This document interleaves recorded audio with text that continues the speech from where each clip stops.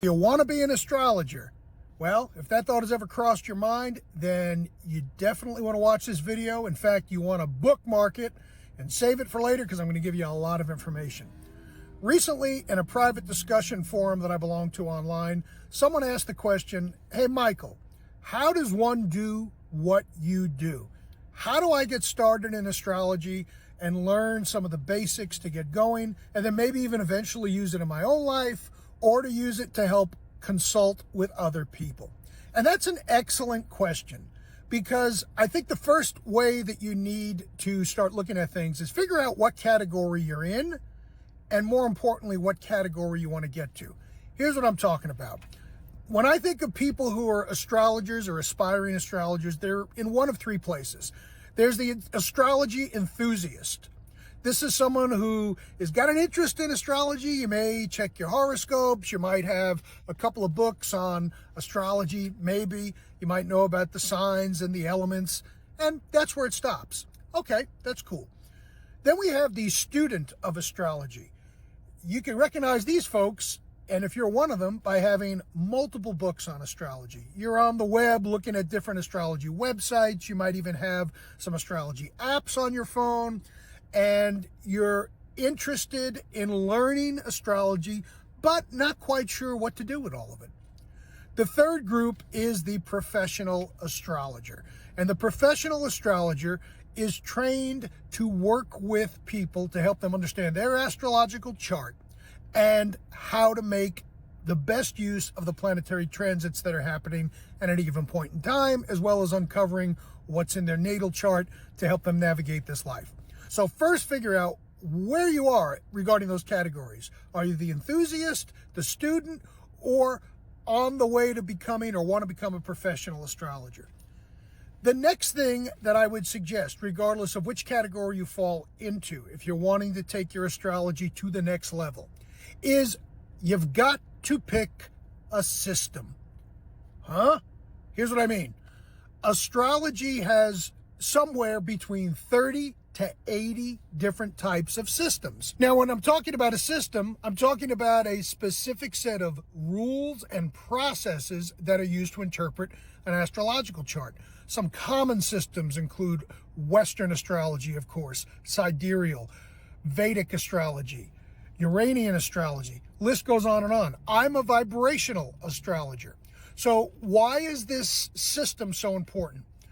Especially when you're learning astrology from the beginning or you're early in your astrological journey, it's very tempting to look at some information related to, let's say, Western astrology. Then maybe something in Vedic catches your eye and you go and study that a little bit. And then maybe sidereal crosses your path and say, oh, that could be kind of cool. Here's the problem. You can't mix and match different components from different systems. They won't make any sense. People try to do it. I see it on this app all the time, and they're just kind of flailing around. Now, what systems should you choose? I have no idea. One of the reasons there are so many different systems is they all focus on different things, have different points of origin. My best advice in that department is figure out what resonates with you. The reason I am a vibrational astrologer is because it is an evidence-based platform. Meaning there is research and scientifically controlled studies to validate its claims. That was important to me because I come from a data science background. So I felt very comfortable diving in to vibrational astrology and learning all the ins and outs. You may find a different system that calls to you. So whatever it is, pick a system and dive in. Then you've got to learn everything you can about that system. And here we come to a very important component about your astrological journey, and that is mindset. There is no fast path to learning astrology. It is a marathon, not a sprint.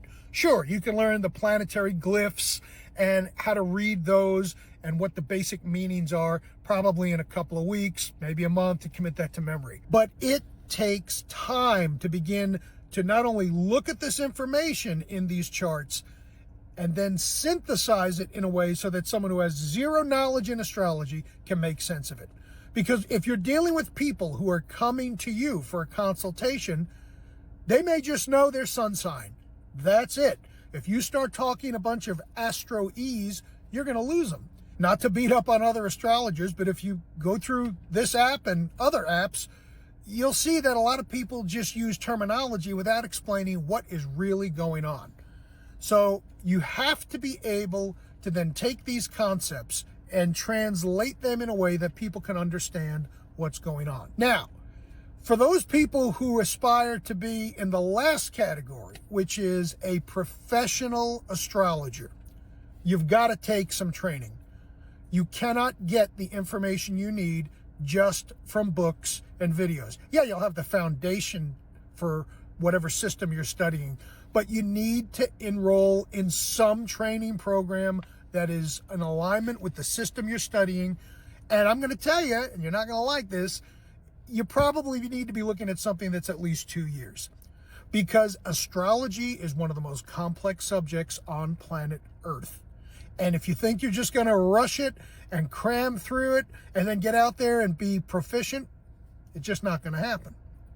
So, specifically, going back to this person's question, how could they learn more about vibrational astrology? First thing is, follow my forecasts. Now, I know that sounds self-serving, but here's the deal. If you go back and look at the past year of forecasts that I've done, you'll already start to learn the meanings of the planets and the energies that are associated with them.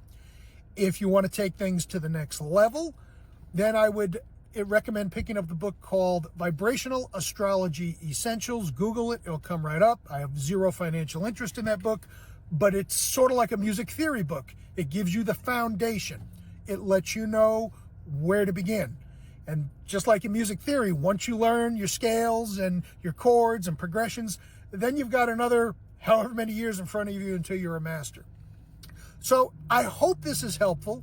If you have questions, by all means, drop them in the comments below. I'll respond to as many as I can.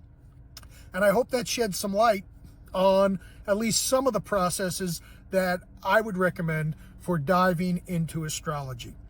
I may make another follow-up video to this because I'm barely scratching the surface, but I don't want this to go on forever. If you found this helpful, please give it a like, share, and bookmark, and we'll catch you next time.